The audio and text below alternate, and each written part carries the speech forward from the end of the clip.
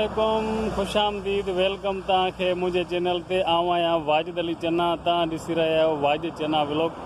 दोस्तो, हीअ आहे असांजो ख़ूबसूरत ॻोठु, हिकु बाग़ आहे जेको तव्हां ॾिसो था। हे बाग़ में पाणी वञी रहियो आहे। साम्हूं आहे लीमन जो बाग़, साम्हूं आहिनि खजूं, ऐं प्लस में तव्हांखे ॾेखारियां थो VIP ताज़ा ताज़ा अंब। दोस्तो, वीडियो तमामु बहितरीनु आहे। हीअ असांजे ॻोठ जे बिल्कुलु ॿाहिरों आहे। साम्हूं असांजो ॻोठु तव्हांखे नज़र अची रहियो आहे, तमामु पुरसकून फस्ट क्लास। मां वठी आयो आहियां पंहिंजे पुट खे घुमण लाइ। साम्हूं हाईवे आहे जिथे शाम जे टाइम ते तक़रीबन जेके बि माण्हू आहिनि उहे घुमण ईंदा आहिनि, थोरो चकर ते ईंदा आहिनि, विज़िट कंदा आहिनि फस्ट क्लास तरीक़े सां। दोस्तो, हीअ तव्हां ॾिसो, ही अंदर आहे बाग़, पर अंदर तमामु गहरो बाग़ आहे जिथे लीमा, अंब, खजी, हर क़िस्म जा बाग़ अंदर आहिनि। पर मां अंदर नंढो आहे, थोरो डिॼंदो आहे, अंदर तमामु घाटो बाग़ आहे, पर ॿाहिरों तव्हांखे मां विज़िट करायां थो।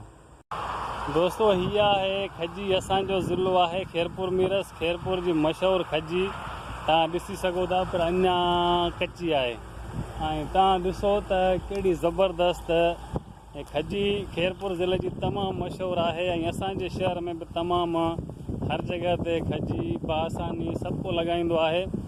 जंहिं बि भाउ खे बनी हूंदी आहे हिते त खजी लाज़मी लॻाईंदो आहे। दोस्तो, हीअ आहिनि अंब, तव्हां ॾिसी सघो था त पोयों आहे अंबनि जो बाग़, प्लस में परियां लीमा, अंब, खजी। हे ज़बरदस्त असांजे इलाइक़े जो बाग़ आहे। तव्हांखे मां ज़ूम करे ॾेखारियां।